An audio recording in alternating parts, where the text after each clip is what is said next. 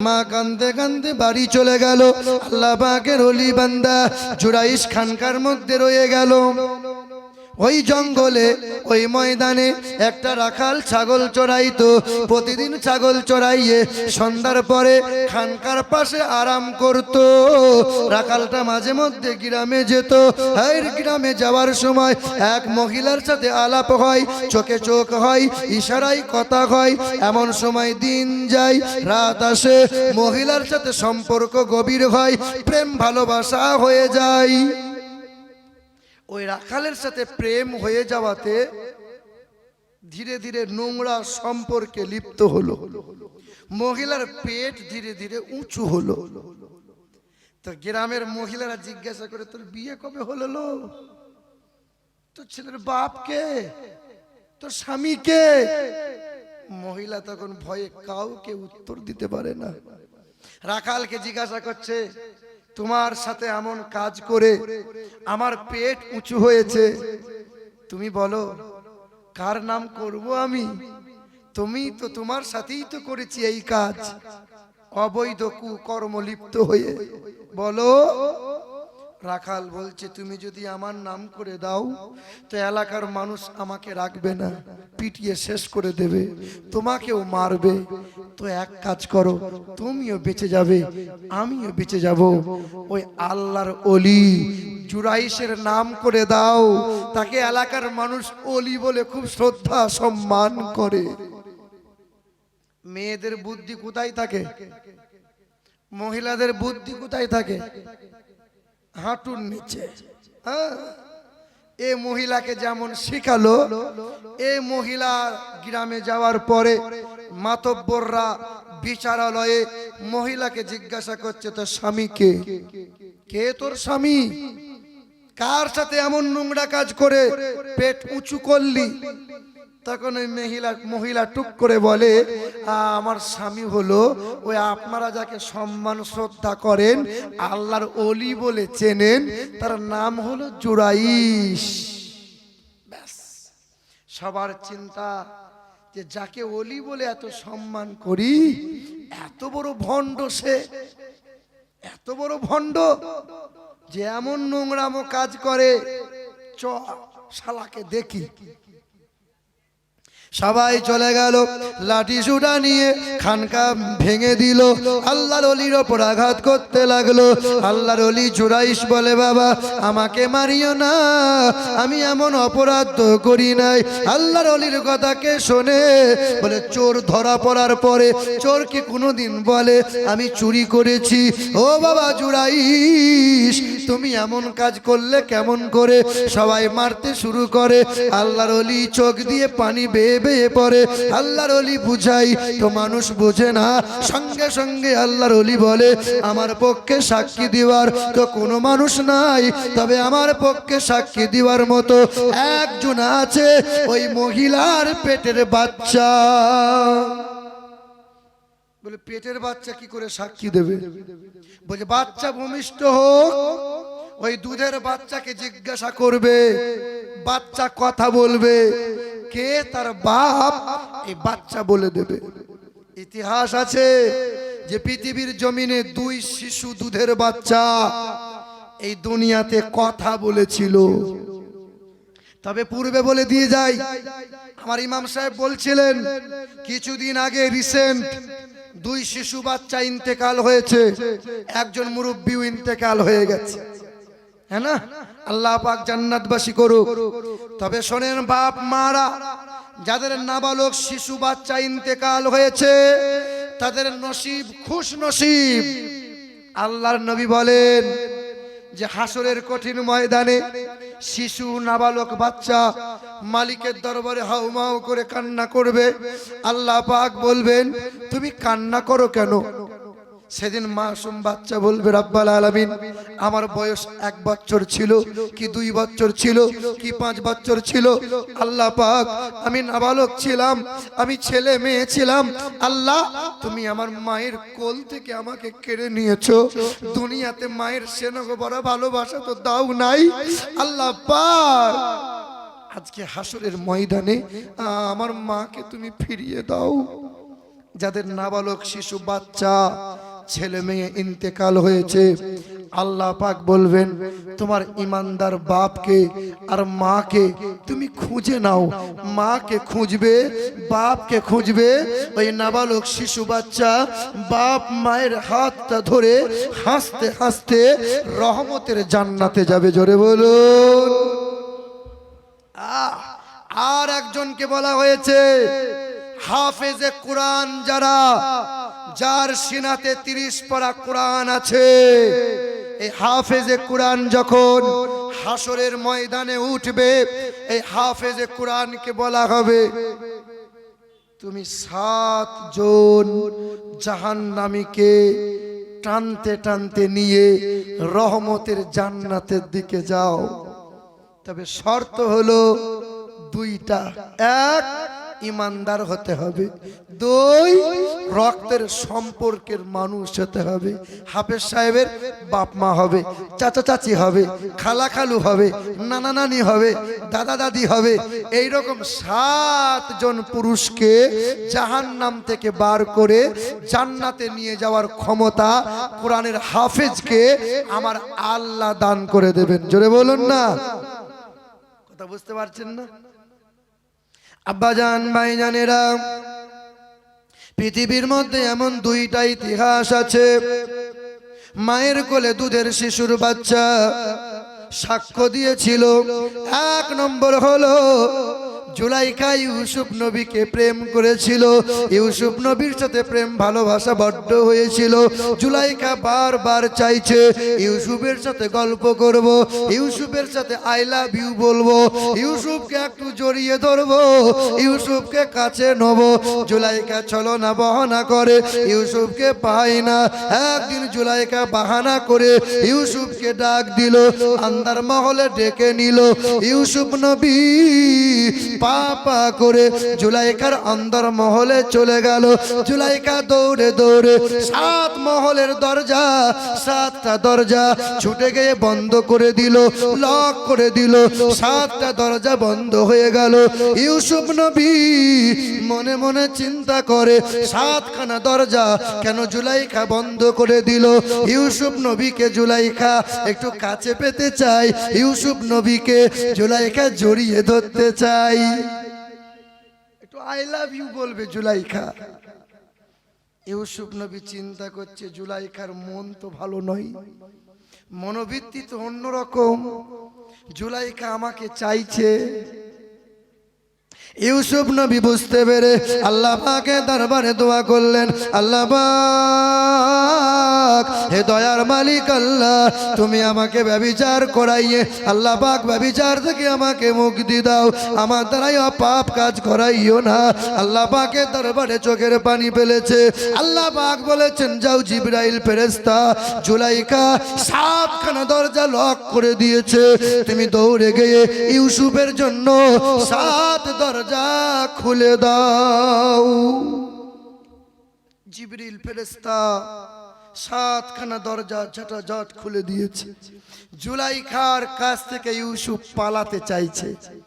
তখন জুলাইখা পিছন দিক দিয়ে জামাটা টেনে ধরেছে, জোর করে হেঁচড়ে ইউসুফ পালিয়ে যায়। 1খানা দরজা পাড়ি দেয়, 2খানা দরজা পাড়ি দেয়, 7খানা দরজা পাড়ি দেওয়ার পরে তাকিয়ে দেখে মিশরের বাদশাহ জুলাইখার স্বামী আব্দুল আজিজ দাঁড়িয়ে রয়। আব্দুল আজিজ তখন বলছে, ওই তুই আমার বিবির ঘরে কি করছিলি? তখন জুলাইখা দেখছে আমার স্বামী সামনে। জুলাইখা তখন কলা করলো। মহিলাদের কলা কয়টা? না না 32টা। কয়টা কলা? 32টা। তখন জুলাইখা কলা করে বলছে, গো আমার স্বামী আমার সাথে গোলমাল করতে এসেছিল, আমাকে জড়িয়ে ধরতে এসেছিল, আমাকে আই লাভ ইউ বলতে এসেছিল। ইউসুফ তুমি এই কাজ করলে? তুমি, আমি রাজা বাদশাহ আজিজ, আমার বিবির মহলে গিয়ে। তখন ইউসুফ নবী বলেছিলেন, আমি জানি আপনি আমাকে বিশ্বাস করবেন না, তবে জুলাইখার মহলে দোলনাতে দুধের বাচ্চা দোলা খাচ্ছে, ওই বাচ্চাকে নিয়ে আসেন, বাচ্চা কথা বলবে। ওই দুধের বাচ্চাকে নিয়ে আসা হলো। দুধের বাচ্চা সেই দিন বলেছিল, ও মিশরের বাদশা আব্দুল আজিজ, ইউসুফ নবীর সামনের দিকে জামা যদি ছেঁড়া থাকে ইউসুফ নবী দোষী হবে, আর পিছনের দিকে জামাটা যদি ছেঁড়া থাকে তবে জুলাইখা দোষী হবে। তো সার্চ করে দেখছে ইউসুফের পিছনের দিকে জামা ছেঁড়া, মানে জুলাইখা দোষী। তো মিশরের বাদশা আব্দুল আজিজ চিন্তা করলো, মানুষ জানাজানি হচ্ছে, আমার বিবি যদি এই কাজের দোষী হয় তাহলে মানুষ তো সব ছি ছি করবে।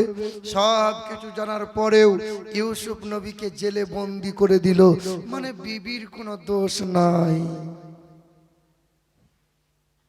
আব্বাজান ভাইজানেরা, এ আমার মায়েরা, আমার তরুণেরা, শুনে রেখে দেবেন বাবা, ওই জুরাইশ জনগণের সামনে বলে দিল আমার হয়ে সাক্ষী দেবে। ওই দুধের মাসুম বাচ্চা জুরাইশকে বন্দি করে দিল। 1 মাস গেল, মাসখানিক কেটে গেল, 10 মাস পার হয়ে গেল, বাচ্চা ভূমিষ্ঠ হয়ে গেল। দুধের বাচ্চা নিয়ে বিচারালয়ে দাঁড়িয়ে গেল। এলাকার মাতব্বররা জিজ্ঞাসা করলো, বলো মহিলা, তোমার বাচ্চাকে বলো, ওই বাচ্চার বাবাকে, এ বলো বলো তোমার বাবাকে বলো। দুধের বাচ্চা বলেছিল, হ্যাঁ হ্যাঁ, আমার বাবা জুরাইশ নয়, আমার বাবা হলো ওই জঙ্গলের রাখাল। সত্য সত্য, দুধ দুধ পানি পানি। তো জুরাইশ কেঁদেছিল আর বলেছিল, আমি আমার অপরাধের জন্য এই শাস্তি পাই নাই, এই অপবাদ, এই বদনাম হয়েছে একটাই কারণ, সেটা হলো মায়ের বদদোয়া। আপনি মায়ের সাথে কথা বন্ধ রেখে এখনো মিলাদ মাহফিলে বসে বসে ওয়াজ শুনছেন। আপনাকে ওয়াজ শুনতে হবে না। একজন ব্যক্তি আপনাদের বাদুরিয়াতের কথা, বসিরহাট বাদুরিয়া, তো জলসার শেষে 500 টাকা দিয়েছে। হুজুর খুশি হয়েছি, 500 টাকা নেন। তা আমি জিজ্ঞাসা করছি, বাবা 500 টাকা দিলি তো বাপ মাকে কোনোদিন দিয়েছিস? বলে হুজুর 6 বছর হলো বাপ মায়ের সাথে কথা বন্ধ। এ বাবা, পৃথিবীর জমিনে সবচেয়ে বেশি যাকে মোহাব্বত করো সেটা হলো মা, সেটা হলো বাবা। আল্লাহ তা'বুদু ইল্লা ইয়্যা ওয়া বিল ওয়ালিদাইনি ইহসানা। আল্লাহর ইবাদতের পরে পরে বাপ মায়ের সাথে ভক্তি ভালোবাসা মোহাব্বত বজায় রাখো, না হলে তোমার ইবাদত হবে না, তোমার দরুদ কাজে লাগবে না, তোমার তাসবিহ তাহলিল কাজে লাগবে না। হুজুরের কাছে দোয়া চাওয়াই হবে, দোয়া আল্লাহর কাছে পৌঁছাবে। আপনি গরিব মানুষ, আপনি গরিব মানুষ, আপনি তো হজ করতে যাওয়ার ক্ষমতা নাই, আছে বাবা? কিন্তু নবী বলেছেন, বাপ মায়ের দিকে চেয়ে চেয়ে দেখো, মায়ার নজরে দেখো, তোমাকে কবুল হজের সওয়াব আমার আল্লাহ ঘরে বসে বসেই দান করে দেবে। আব্বাজান ভাইজানেরা, যে কথা বলতে বলতে একটু এই দিকে গিয়েছিলাম, ওই ব্রাহ্মণ মানুষটা, যার নাম হলো ডক্টর শিবশক্তি সরোদজি, অক্সফোর্ড বিশ্ববিদ্যালয় থেকে 12টা ভাষায় এমএ করেছিলেন। মানুষটা বাবার সামনে দাঁড়িয়েছিল, মায়ের সামনে দাঁড়িয়েছিল। বাবা মা জিজ্ঞাসা করেছিল, খোকা তোর শরীরে রক্তমাখা চেহারা নিয়ে দরজার সামনে দাঁড়িয়ে কেন? সেই দিন বাবা বলেছিল, হ্যাঁ হ্যাঁ, আমি বেদ পড়লাম, আমি রামায়ণ পড়লাম, মহাভারত পড়ে পড়ে দেখলাম এক আল্লাহর ইবাদত করো, নবীর নামে দরুদ পড়ো, আর রাস্তা নাই। বেদের কথাই লেখা আছে, আল্লাহ জষ্টাং ষষ্ঠাং পূর্ণং পন্নাং পরম্পরাং, আল্লাহ আল্লাহ আল্লাহ আদাল্লাং বুক মে কাম নিখাতাকাম, আল্লাহ মুহাম্মদ রাসূলাকা বরসম, ঈশ্বর সর্বস্ব জগতং ব্রহ্ম সর্বদং খালিদং ধর্মভাগং পাপমাদং, আল্লাহ ইল্লাল্লাহ ওয়ালাদি স্বরূপাই জগতং মায়নং পশু সিদ্ধনাম। বেদ বড় সুন্দর করে বলে, তিনি হবেন আল্লাহ, তিনি হবেন জ্যেষ্ঠ, তিনি হবেন ষষ্ঠ। তার ইবাদত বাদ দিয়ে কখনো যেন শিরকি কাজ করিও না, কখনো শিরকি কাজ করিও না। এ মুসলমান সোনার টুকরো বন্ধু, ছেলে হয় না বলে মাজারে গিয়ে মাথা ঠুকছে, পীর বাবা আমাকে ছেলে দাও, মানে ছেলে ওর পেটে ওখান থেকে ঢুকিয়ে দেবে। ছেলে দেওয়ার মালিক কে? জান্নাত ও জাহান্নামের মালিক কে? আসমান ও জমিনের মালিক কে? বিশ্ব ব্রহ্মাণ্ডের মালিক কে? আনন্দ নিরানন্দের মালিক কে? আল্লাহ। আমার আল্লাহ বলছে আমাকে দেখো, আসমানে দেখতে পাবে, জমিনে দেখতে পাবে, দরিয়ার ঢেউয়ে দেখতে পাবে, মধুর মিষ্টিতে দেখতে পাবে, দুধের সাদাতে দেখতে পাবে। যেদিকেই তাকাবে বান্দা আমি আল্লাহকে দেখতে পাবে। ওয়া নাহানু আকরাবু ইলাইহি মিন হাবলিল ওয়ারিদ। আমার আল্লাহ পাক বলেন আমি তোমার কাছে আছি। কতটা কাছে? ঘাড়ের রগটা যতটা কাছে, আমি আল্লাহ তার চেয়েও কাছে আছি। কে দিল রে লতার গাছে এত বড় কদু, আর কার ইশারায় মৌমাছিরা মৌচাকে দেয় মধু। আরে ঝিনুক মাঝে কে দিল রে মুক্তামণির হার, আর আখের ভিতর কে দিল রে রস যে চমৎকার। দুধ কেন এমন সাদা, মরিচ কেন ঝাল, আর আমগুলো সব পাকলে পরে হয় কেমন লাল। আল্লাহ বান্দাকে জিজ্ঞাসা করছে, বান্দা কি করে হলো বলো? আচ্ছা মানুষ বলো দেখি, রাত্রি কেন কালো, আর সূর্যমণি কোথা হতে পেল এমন আলো? সন্ধ্যাবেলায় আকাশ ঘিরে তারার আবির্ভাব, আর মিষ্ট জলে পূর্ণ কেন গাছের কচি ডাব? চিনি কেন মিষ্টি এত, তেঁতুল কেন টক, আর কোকিল কেন কালো এত, ফর্সা কেন বক? আমরা সবাই বাস করি ভাই এ দুনিয়ারি রঙ্গে, হাতের লেখা মুখের চেহারা মেলে না কারো সঙ্গে। মেলে আর মেলে না কণ্ঠ গলার বড় আঙ্গুলের টিপ।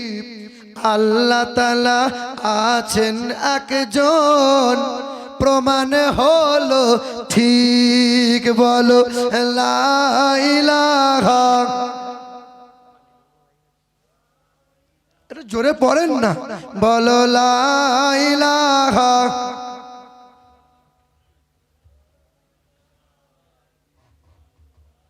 মুহাম্মাদুর রাসূলুল্লাহ। আল্লাহুম্মা। দরুদ পড়তে নেই নাকি আপনাদের? সাংঘাতিক ব্যাপার তো। ওয়ালা আলে।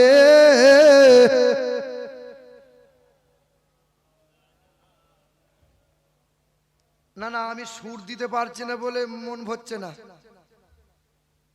সুরের পাগল 24 পরগনার মানুষ। আগেকার এ বাবাজির আমার, আগেকার সময় সাহাবায়ে কেরামরা, তাবিঈনরা, আল্লাহর ওলিরা ওয়াজ করেছিলেন সুর দিয়ে। বাবা সুর দিয়ে ইসলামটা শেষ হবে এই সুরের কারণে। সুরের কারণে যে ভালো গান গাইতে পারে, মানে যে ভালো গজল পড়তে পারে, সাংঘাতিক মাল, সাংঘাতিক জিনিস। আচ্ছা আপনি মনে করুন বাড়িতে আছেন, আপনার মা খেতে দেবে, আপনি কি বলবেন মা আমাকে ভাত দাও? বলবেন ও মা ভাত দে আমাকে, ভাত দাও, ব্যাস। কথা যখন বলেন তখন তো সুর করে বলেন না। আর ওয়াজ গজল এত সুর কেন চাই আপনাদের? হ্যাঁ সুরের দরকার আছে, সুর নাই এ কথা বলা যাবে না, সুরের দরকার আছে, কিন্তু সুরে মজে যেয়েন না। কি কথাগুলো বলছি কথাগুলো বুঝার চেষ্টা করেন। তবে এখনকার সময়ে কিছু সুরালো বক্তা আছে, ব্যবসায়ী বক্তা, যে ব্যবসায়ী বক্তা 25,000, 30,000, 40,000 না হলে তোমার ময়দানে জলসা করবে না। আগে আবার অর্ধেক টাকা অ্যাকাউন্টে দিতে হবে, বাকি টাকা স্টেজের আগে আবার পকেটে গুঁজে দিতে হবে, তবে বক্তা স্টেজে উঠবে। সেদিন একটা আপনাদের এই পাশে হুগলি ডিস্ট্রিক্টের এক হুজুর, বিরাট বড় হুজুর, পেট মোটা হুজুর, হুজুরের সাথে 30,000 কন্টাক্ট হয়েছে। কত? 30,000। জলসার শেষে কমিটি বলছে হুজুর 2,000 টাকা কম নেন, খুব কষ্ট করে চাঁদা তুলেছি হুজুর, 100, 200, 500, হুজুর 2,000 টাকা কম নেন। টাকাটা নিয়ে এইরকম ফেলে দিয়ে বলল 2,000 কম মানে 1 টাকা যদি কম দাও তো নেবো না। হুজুর নেন, হুজুর এরকম করেন না, আল্লাহর দরবারে হাসরের ময়দানে দেখে লবো। মনে হচ্ছে হাসরের ময়দান ওর বাপ কিনে রেখে দিয়েছে, ও দেখবে। আর 100, 500, 200 করে কষ্ট করে মানুষ টাকা জড়ো করে চাঁদা তুলে, এদের হাসরের ময়দান নাই নাকি? ওই সমস্ত ভণ্ড ব্যবসায়ী বক্তাদেরকে নিয়ে যতই আপনি জলসা ওয়াজ করান, আল্লাহর কসম একবার, আল্লাহর কসম 2 বার, আল্লাহর কসম 3 বার, একটা মানুষ কেন পিঁপড়ে পর্যন্ত ওই কথার হিদায়াত প্রাপ্ত হবে না। গ্রামের মানুষ যারা কবরে শুয়ে আছে একজনাও শান্তি পাবে না। ও তো ব্যবসা করতে এসেছে। এ বাবাজিরা ভাইরা আমার, তবে আপনাদের সম্মুখে দেখছেন অনেক মোবাইল, নাই নাই করে 20 থেকে 30টা মোবাইল। এই সমস্ত ক্যামেরাম্যানরা ইউটিউবে জলসা আপলোড করে, আমার করে বা বিভিন্ন হুজুরদের ওয়াজ নসিহত আপলোড করে। কিছু কিছু ইউটিউবাররা আছে, যেমন আমার নামে অলরেডি কেস হয়ে গেছে। ছেলেরা বলছে হুজুর বেদ পড়েন, রামায়ণ পড়েন, এটা বলেন সেটা বলেন। বেদ রামায়ণ পড়া কম করে দিয়েছি, কেন জানেন? আমার নামে আরএসএস পন্থীরা কেস ঠুকে দিয়েছে। কিছু কিছু ইউটিউবাররা আছে এমন করে বক্তব্যগুলো এডিট করে ভিউজ পাওয়ার জন্য, ইনকাম করার অর্থে থাম্বনেইলে লিখেছে হিন্দুদের কোমর ফাঁস। এই হুজুর এমন বক্তব্য দিল, দুর্গার কোমর ফাঁস করে দিল, হিন্দুদের 12টা বাজিয়ে দিল। এইরকম এমন করে করে থাম্বনেইল তৈরি করে যে যাদের কারণে আমাদের অসুবিধা হয়। তবে হ্যাঁ, আমাদের পরিচিতি যে সমস্ত ইউটিউবাররা আছে, কে বলেছে ইউটিউবারের দরকার নাই? কে বলেছে ইউটিউবে জলসা আপলোড করা, ক্যামেরা করা হারাম? এখন আর সেই যুগ নাই যে ফতোয়া দিয়ে চলে যাবে। এখন অন্যান্য জামাতের, অন্যান্য মাযহাবের, অন্যান্য দলমতের মানুষেরা তারা তাদের নিজের ধর্ম সোশ্যাল মিডিয়াতে প্রচার চালাচ্ছে, আর আমরা মুসলমানরা এখনো ফতোয়াবাজি করে এখনো যদি কোমরে হাত দিয়ে বসে থাকি। তোমার ধর্মটা প্রতিটা ঘরে ঘরে, প্রতিটা মানুষের পকেটে পকেটে কম বেশি মোবাইল আছে। এই মোবাইলের দ্বারাই আজকে ইসলাম প্রচার যদি না হয়, তোমার ছেলে হিন্দি গান শুনবে, তোমার ছেলে ফাংশন দেখবে, তোমার ছেলে ন্যাংটা মহিলার চেহারা দেখবে।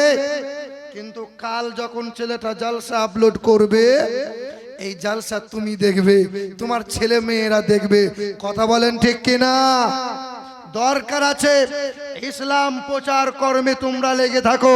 মালিকের দরবারে দোয়া করি আল্লাহ পাক যেন তোমাদের এই মেহনতকে আমার আল্লাহ কবুল করে নেন। জোরে বলুন আল্লাহুম্মা আমিন। এই বাবাজিরা ভাইরা আমার, তখন ওই ব্রাহ্মণ বাবাজি ডক্টর শিব শক্তি শরৎজি বাবার সামনে দাঁড়িয়ে বলেছিল, বাবা এক লা ইলাহা ইল্লাল্লাহ, তার ইবাদত ছাড়া উপাসনা ছাড়া নাজাতের কোনো রাস্তা নাই বাবা। ও বাবা, নবী মুহাম্মদের পথ অনুসরণ করা ছাড়া কোনো কিনারা নাই, রাস্তা নাই। বাবার কাছে সেই দিন কান্না করেছিল। বাবা রক্তমাখা চেহারা নিয়ে ছেলেকে বুকে টেনে নিয়েছিল। সেই দিন ছেলে ঘরের মধ্যে বলেছিল, বাবা আমি কালেমা পড়ে ঈমান নিয়ে এসেছি। সঙ্গে সঙ্গে বাবা কালেমা পড়ে নিয়েছে, মা কালেমা পড়ে নিয়েছে, বিবি কালেমা পড়ে নিয়েছে, একমাত্র কন্যা সেও কালেমা পড়ে নিয়ে সকলে ইমানদার হয়েছে। সেই দিন ওই মহিলাগুলো, হিন্দু ঘরের ব্রাহ্মণ ঘরের মহিলারা ন্যাংটা পোশাক বাদ দিয়ে হিজাব পরে, বোরখা পরে, ইসলামী পোশাক পরে সকলে কোরআন বুকে নিয়ে বালাখানা লাঠি মেরে এলাকা ছেড়ে দিল। ফাঁকা ময়দানে ছোট্ট করে ঘর বানিয়ে নিল। দিন যায় দিন আনে, মেহনত করে দিন রাত পার করে আল্লাহর ইবাদতে মশগুল হয়। এক একজনা ব্রাহ্মণ ঘরের মানুষগুলো আল্লাহর ওলি হয়ে যায়। জোরে বলুন না। আর আমরা মুসলমান নবীকে চিনতে পারলাম না, আমরা মুসলমান ওই নবীকে ফলো করতে পারলাম না, আমরা মুসলমান নবীর আদর্শ গলায় ঝুলাতে পারলাম না। পেরেছি বাবা? বলেন আব্বাজান ভাইজানেরা, এই ভারতের জমিনে সর্বপ্রথম ওই বাবরি মসজিদের মাথায় যে মানুষটা শাবল মেরেছিল, যে মানুষটা আঘাত করে ওই বাবরি মসজিদটা ভেঙেছিল, ওই মানুষটার নাম হলো মিস্টার বলবীর সিং। ওই মানুষটা মুসলিম বিদ্বেষী ছিল, ওই মানুষটা মুসলিম বিরোধিতা ছিল, আমার নবীকে গাল মন্দ করেছিল। আজান হলে পরে কানে আঙুল দিয়ে দিত, আজান শুনতো না, কোরআনের কথা শুনতো না, নবীকে গাল মন্দ করে দিত, ইসলামকে ঘৃণা করত। ওই বলবীর সিং রাজনৈতিক নেতাদের ইস্যুতে ওই বলবীর সিং বাবরি মসজিদে আঘাত করেছিল। আজকে দেখেন না পশ্চিম বাংলার মাটিতে কিছু রাজনৈতিক নেতাদের কারণে উস্কানিতে মারছে মুসলমান আর মরছে। আচ্ছা, নওশাদ সিদ্দিকী মুসলমান না হিন্দু? আরাবুল মুসলমান না হিন্দু? আরে মরছে মুসলমান আর মারছেও মুসলমান, হাসপাতালের বেডে যাচ্ছে মুসলমান আর আদালতেও উঠছে মুসলমান। হায় হায় হায় হায় হায়, কোথায় গিয়েছে বন্ধু আমার শিক্ষিত মুসলমান সুধী মানুষেরা, আমার বাবাজিরা ভাইরা আমার? বর্তমানে রাজনীতি এটা ভদ্র নীতি নয়, ভদ্র লোকের জন্য রাজনীতি নয়, ভালো মানুষের জন্য রাজনীতি নয়। রাজনীতির পোশাক পরতে গেলে কাদা গায়ে লাগাতে হবে। রাজনীতির পোশাক বর্তমানে পরতে গেলে চোর ছাচরের অপবাদ তোমাকে নিতে হবে। রাজনীতির পোশাক পরে তুমি মানুষের পাশে দাঁড়াবে, বর্তমানে তা সম্ভব নয়। বর্তমানে রাজনৈতিক নেতা যারা সব এক একটা চোর চোর। না না, আমাদের ওখানকার কথা বলছি। আমাদের এলাকায় বর্ধমান ডিস্ট্রিক্টে গরিব মানুষের 1,40,000 টাকা এসেছে ঘর পাওয়ার জন্য। তো আমাদের গ্রামের নেতা বলছে, ওই 30,000 টাকা পার্টি অফিসে দিয়ে আসবি। না না, আপনাদের এলাকায় নাই, আছে এইরকম? আহা, এ বাবাজিরা ভাইরা আমার, মরাকেও মারছো তোমরা, মরাকেও মারছো তোমরা। আফসোস মুসলমান, আফসোস। যে মানুষ খেতে পায় না, যে মানুষ একদিন মেহনত না করলে দিন কাটে না, সে মানুষের কাছেও নিচ্ছ, বড় বড় ব্রিজ খাচ্ছ, বড় বড় রাস্তাগুলো খাচ্ছ, তবু পেট ভরছে না। গরিব মানুষের রক্ত খেতে হবে। আব্বা আবার কিছু কিছু ডাক্তার উঠছে, ডাক্তার, ও ডাক্তারগুলো আবার 200 টাকা তোমার ফি নেবে, কিন্তু 10,000 টাকা রক্ত পরীক্ষা করাবে। 8,000 টাকা ডাক্তারের পকেটে যাবে। ডাক্তার আবার বলে দেবে আমি যেখানে বলছি ওখানেই ব্লাড টেস্ট করিও, অন্য জায়গায় করিও না। মানে ডাক্তারের সাথে এমন লিঙ্ক আছে, 10,000 টাকা বিল হবে কোন ডাক্তার, ডাক্তারের অ্যাকাউন্টে 8,000 টাকা যাবে, ডাক্তারখানায় 2,000 টাকা যাবে।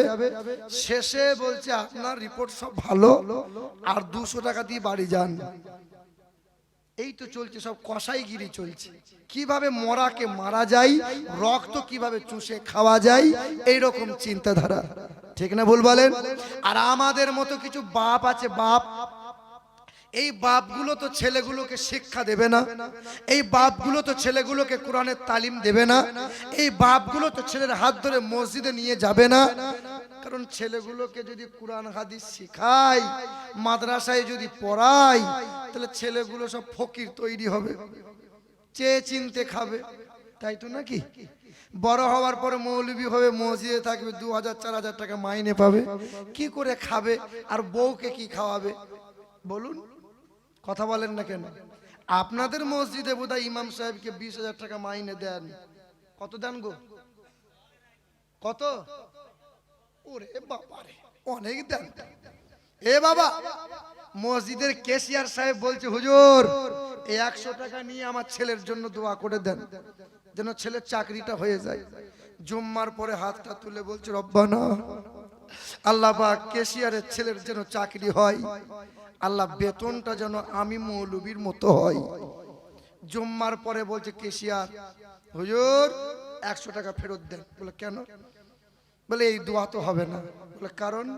বলে আপনার মাইনের মতো যদি আমার ছেলের বেতন হয় তো ব্যাটার চলবে, তোমার ব্যাটার যদি না চলে তো মৌলবীটা চলবে কি করে? চিন্তা করে না। আব্বাজান ভাইজানেরা, হে মুসলমানের ছেলেরা, ওই বাবরি মসজিদের মাথায় গম্বুজে উঠে যে মানুষটা সাবলে করে ঘা মেরেছিল, ওই মানুষটার নাম ছিল বলবীর সিং। আমার নবীকে গাল মন্দ করেছিল, নবীর নামে বদনাম রটিয়ে দিয়েছিল। রাজনৈতিক নেতাদের কারণে ওই মানুষটা বাবরি মসজিদের মাথায় উঠে সর্বপ্রথম আঘাত করেছিল। রাজনৈতিক নেতারা তাকে মালা পরিয়ে দিল, তাকে মোটা টাকা পকেটে গুঁজে দিল, খুশি হয়ে গেল। বাবরি মসজিদ ভেঙে গেল, মুসলমানদের পাঁজরটা ভেঙে গেল, মুসলমানদের কত শত মানুষের চোখে পানি গড়িয়ে গড়িয়ে পড়ে গেল। বাবরি মসজিদ ভেঙে দিল। এই বলবীর সিং তখন ধীরে ধীরে নেতারা তার কাছ থেকে দূরে সরে গেল। কেউ তাকে পাত্তা দেয় না, কেউ তাকে কাছে নেয় না, কেউ তাকে আর অর্থ দেয় না। ধীরে ধীরে ওই বলবীর সিং কি করেছিল, বাবরি মসজিদের কয়েকটা ইট নিয়ে এসেছিল। ওই ইটে ওই বলবীর সিং পেশাব করত। মসজিদের ইটে পেশাব করলে পরে বলবীর সিং এর মন ঠান্ডা হতো। একদিন 2 দিন নয়, মাস খানিক চলে গেল। বলবীর সিং এর গুপ্ত জায়গা থেকে, লজ্জা স্থান থেকে, লিঙ্গ থেকে রক্ত ঝরতে লাগলো। আব্বাজান ভাইজানেরা, ইসলামের বিরোধিতা করো না, কোরআনের বিরোধিতা করো না, খোদার ঘর মসজিদের বিরোধিতা করো না, আল্লাহ দুনিয়াতে গজব নামিয়ে দেবে। ওই বলবীর সিং মসজিদের ইটে পেশাব করেছিল, আল্লাহ পাকের গজব নেমে গেল। বলবীর সিং এর লিঙ্গ থেকে টাটকা রক্ত বার হতে লাগলো। ওই বলবীর সিং বড় বড় ডাক্তারদের পরামর্শ নিল, চিকিৎসা করে 1 মাস 2 মাস করে কয়েক মাস কেটে গেল, রোগ তার সারে না, রোগ তার ভালো হয় না। বড় বড় ডাক্তাররা পরামর্শ দেয় তুমি বিদেশ চলে যাও, বিদেশ চলে যাও। ওই ডাক্তারদের পরামর্শের কারণে বিদেশ চলে গেল, বিদেশে চিকিৎসা করে। বিদেশি ডাক্তাররা বলে তোমার লিঙ্গে ক্যান্সার হয়েছে। কি হয়েছে? ক্যান্সার। ক্যান্সারের 4টে স্টেজ আছে। 4 নম্বর স্টেজে যদি ক্যান্সার পৌঁছে যায়, ওই ব্যক্তিটাকে ঠেকানোর পৃথিবীর আর কোনো বাবা নাই। ডাক্তাররা বারবার চিকিৎসা করে মাথা নত করে দিয়ে ওই বলবীর সিংকে বলেছিল মাফ করিয়েন, আর চিকিৎসা আমরা করতে পারবো না, একটাই রাস্তা, যে অপরাধের কারণে তোমার লিঙ্গে ক্যান্সার হয়েছে, অনুশোচনা করো, চিন্তা করো, ওই তারই দরবারে রোগ সারার উপায় রয়েছে। বলবীর সিংয়ের চিন্তা উদয় হয়ে গেল, অপরাধ করেছি আমি, বাবরি মসজিদে উঠে শাবল মেরেছি আমি, ওই মসজিদের ইটে পেশাব করেছি আমি, তাই মিস্টার বলবীর সিং মালিকের দরবারে দোয়া করতে লাগলো। ওই ভারতের জমিনে দিল্লির জুমা মসজিদে সিঁড়ির কাছে বসে বসে কান্না করছিল। একজন আল্লাহর ওলি জবরদস্ত বুজুর্গ বান্দা গায়ে হাত বুলিয়ে বলছে, বাবু তুমি কাঁদছো কেন? তোমার কিসের অভাব বলো? টাকা চাই, খাবার চাই, কি কারণে কাঁদছো বাবু? বাড়িঘর কোথায়? সেই দিন বলবীর সিং বলেছিল, আমি মুসলমান নই, আমি কোনো ভিখারি নই, তবে হ্যাঁ ভিখারি, ভিক কোনো মানুষের কাছে চাইতে আসি নাই, ভিক চাইতে এসেছি একমাত্র মহাপ্রভু রব্বুল আলামিনের দরবারে। বলে কারণটা কি? বলে এমন অপরাধ করেছিলাম, বাবা জানতে পেরেছে, বাবা আমাকে ত্যায্যপুত্র করে দিয়েছে, বিবি জানতে পেরেছিল, বিবি আমাকে ঘৃণায় ঘর থেকে তাড়িয়ে দিয়েছে, যে নেতাদের উস্কানিতে এমন একটা অপরাধ করেছি আমি, ওই নেতারা কাছ থেকে সরিয়ে দিয়েছে, আর কোনো রাস্তা নাই, ক্যান্সার হয়ে গেছে, রক্ত ঝরতেছে, দেহে রক্ত নাই, আর জীর্ণ শীর্ণ চেহারা হয়ে গেছে। ওই বলবীর সিং কান্না করে, এই আল্লাহর ওলি জবরদস্ত বুজুর্গ বান্দা বলেছিল, বাবা বলবীর সিং মাপ চাওয়ার মতো চাও, চোখের পানিতে বুক ভাসিয়ে দাও, কারণ আল্লাহ ফালিয়াজহাকু কালিলাও ওয়ালিয়াবকু কাসীরা, তোমরা কাঁদো বেশি, হাসো কম। সেই দিন চির হাসি যদি হাসতে চাও, আজকে শুধু কান্না করো। এত কান্না কেঁদেছিল, দাড়িগুলো চেহারাগুলো ভিজে ভিজে পড়তেছিল, এইরকম বড় বড় মোচ ছিল, এইরকম দাড়ি মোচে সব পরিপূর্ণ ছিল।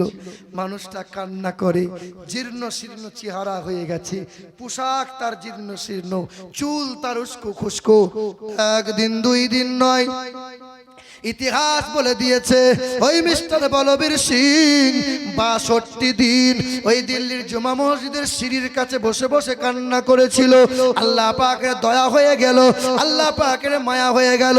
কারণ ইতিহাস পড়ে পড়ে দেখো মুসলমান কত বড় বড় সুদখোর ইবাদত করেছিল, তওবা করে নিয়েছিল, অঙ্গীকার করেছিল, আল্লাহর কাছে কান্না করেছিল, সুদখোর আল্লাহর ওলি হয়ে গেছে।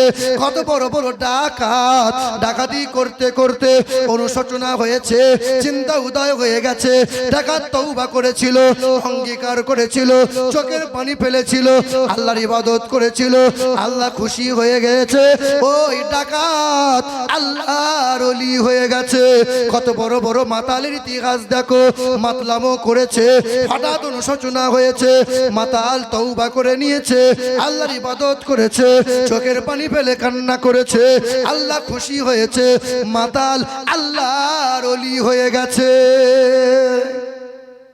জানেন না, বাশার হাফি বলে একটা নওজোয়ান যুবক ছিল, যে বাশার হাফি সারাদিন নেশা করে থাকতো, সারাদিন এত পরিমাণে নেশা করত যে তার সাথে ভালো মানুষ আর কথাও বলে না, কেউ তাকে সালাম কালামও করে না।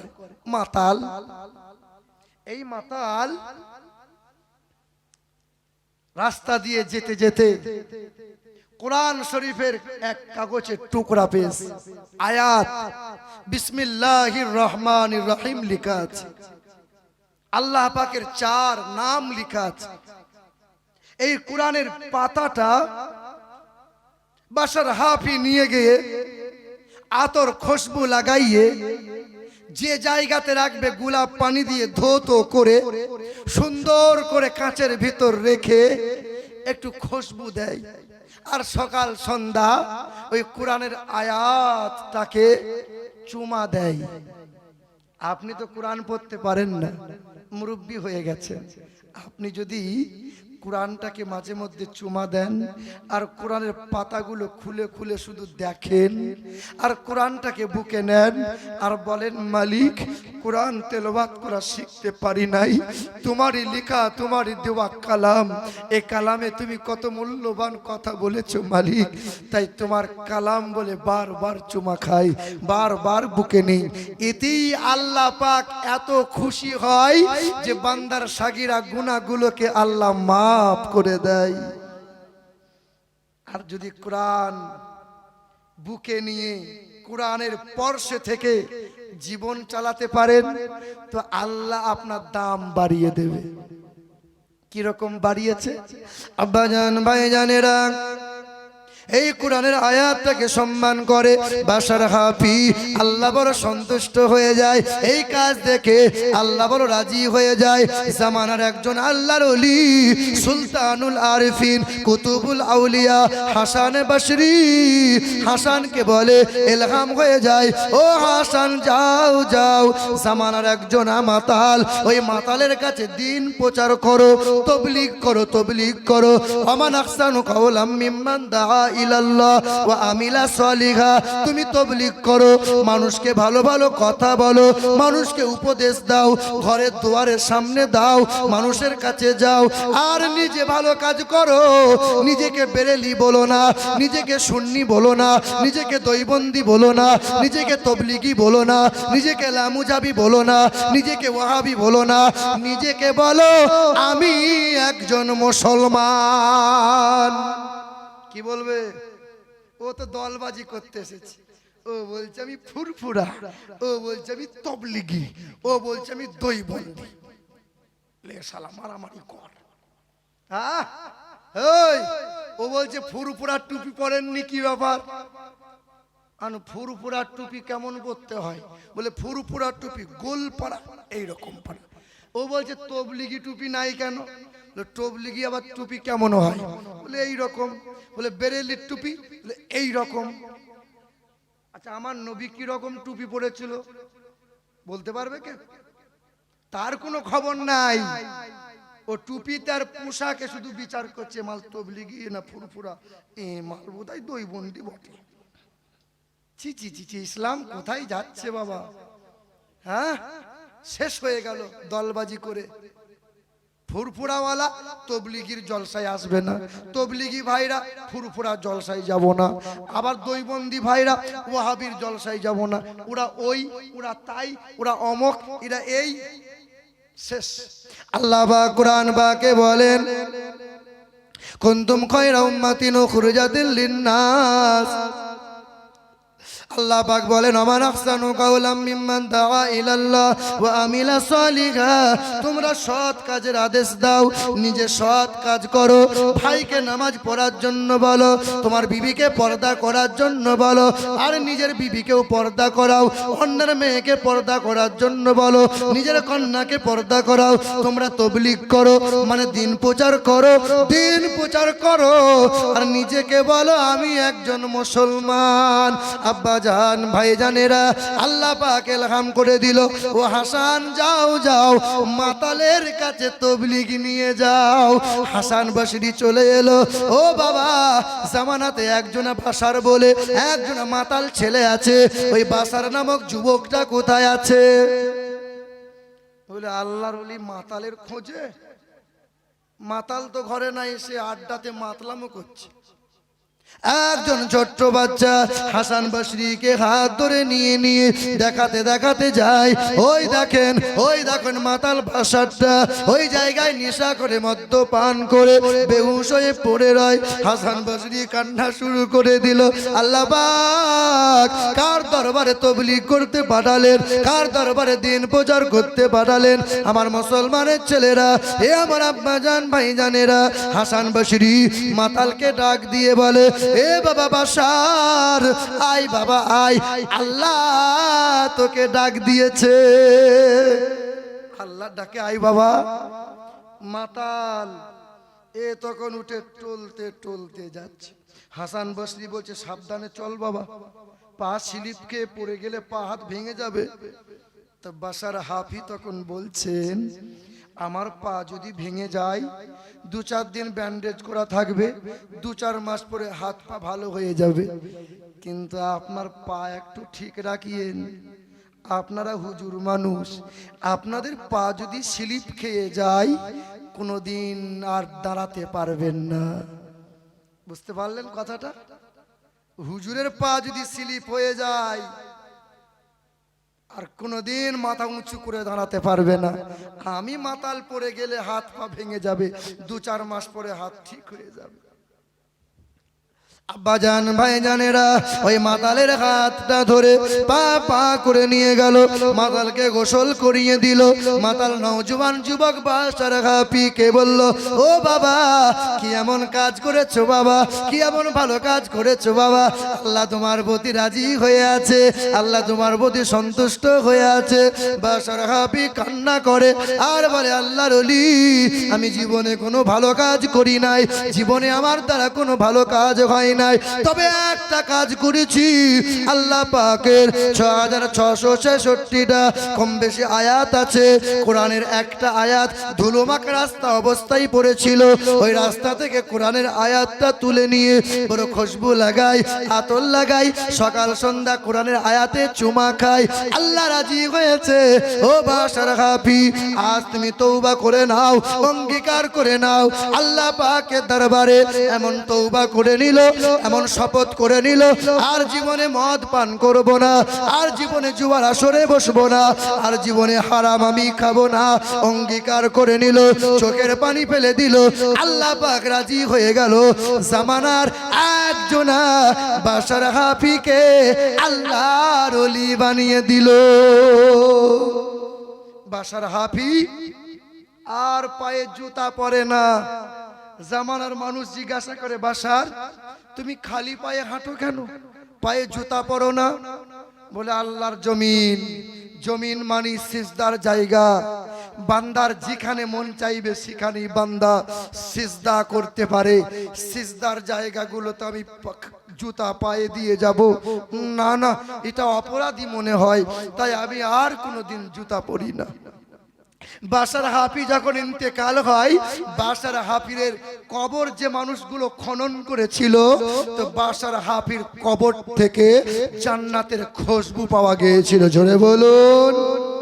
এখানেও তো অনেক মানুষ কবরের মাটি খোঁড়েন। কে কে কবরের মাটি খোঁড়েন হাত তোলেন। খুব পুণ্যবান মানুষ তারা, খুব ভালো কাজ করেন তারা।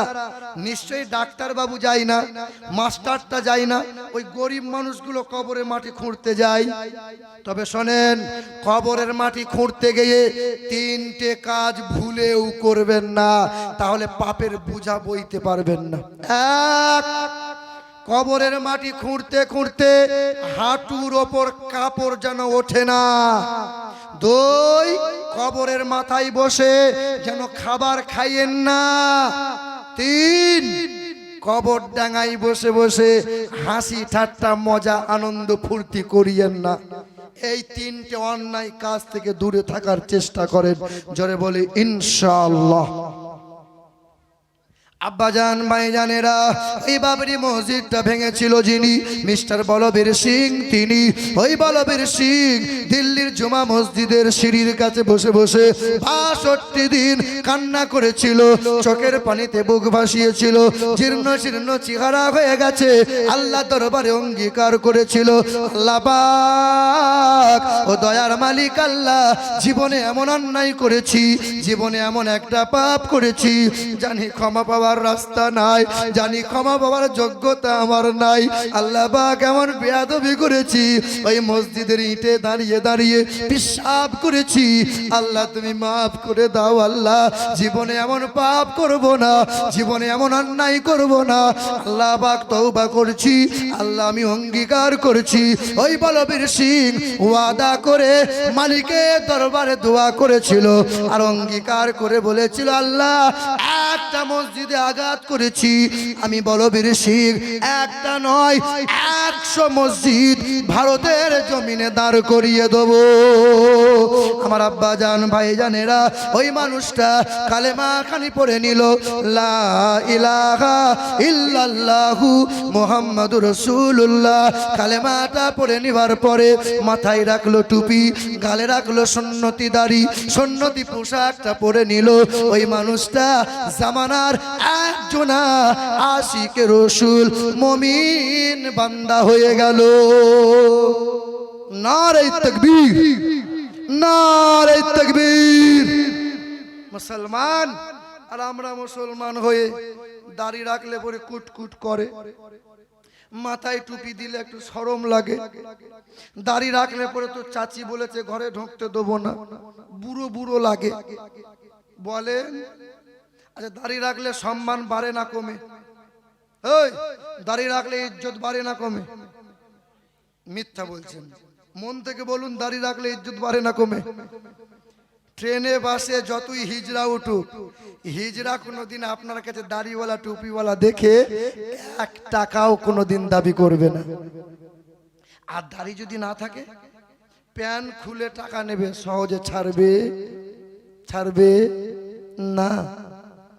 বিশ্বকবি রবি ঠাকুরের 1.5 হাত দাড়ি ছিল, রবীন্দ্রনাথ ঠাকুর, আর মাথায় টুপি দিত আর লম্বা জুব্বা পরিধান করত। ওই বিশ্বকবি রবীন্দ্রনাথ ঠাকুর তিনি একবার চীন দেশে গিয়েছিলেন। চীনের বিকিং শহরে ইয়াংশিকিয়াং হংহ নদীর তীরে, যেখানে চীনের সভ্যতা গড়ে উঠেছে, ওই জায়গায় দাঁড়িয়ে দাঁড়িয়ে 3 ঘন্টা লেকচার দিয়েছিলেন। 3 ঘন্টা লেকচার দিয়ে চীনের ছেলে মেয়েরা প্রশ্ন করেছিল, স্যার আপনাকে জিজ্ঞাসা করতে চাই, আপনি ঠাকুর বংশের মানুষ, হিন্দু ঘরের ব্যক্তি, মাথায় কেন টুপি দিয়েছেন, গালে কেন দাড়ি রেখেছেন, আর লম্বা সুন্নতি পোশাকটা কেন পরেছেন? ওই বিশ্বকবি আমার নবীকে ভালোবাসতো কিনা তা আমার জানা নাই, কলমা শরীফটা পড়েছি কিনা তা আমার জানা নাই, কিন্তু মুসলমানের ছেলেরা সেই দিন হিন্দু ঘরের ঠাকুর বংশের মানুষটা বিশ্বকবি রবীন্দ্রনাথ ঠাকুর বলেছিল, মাথায় রেখেছি টুপি, গালে রেখেছি দাড়ি, সুন্নতি লম্বা পোশাক পরেছি। হা হা, বংশের কোনো রীতিনীতি নয়, বেদ পুরাণে এমন কথা কোনোদিন বলা নাই। আমার জানা মতে বিশ্বের মহান নেতা জগৎগুরু জানাবে মুহাম্মদুর রাসূলুল্লাহ সাল্লাল্লাহু আলাইহি ওয়াসাল্লামের 3টি আদর্শ বড় ভালো লেগেছে, তাই আমি নিজে ইচ্ছা মতো রেখেছি। আপনি তো মুসলমান, শুধু নামে মুসলমান, গরুর মাংস খাওয়াতে মুসলমান, ঈদে আর বকরা ঈদে মাথা ঠোকাতে মুসলমান। 5 ওয়াক্ত নামাজে যাবেন না, পেশাব করার পর কেমন ইস্তেঞ্জা করতে হয় তা শিখবেন না, কেমন করে মুসলমান চলতে হয়, খেতে হয়, শুতে হয় তা এখনো জানবেন না।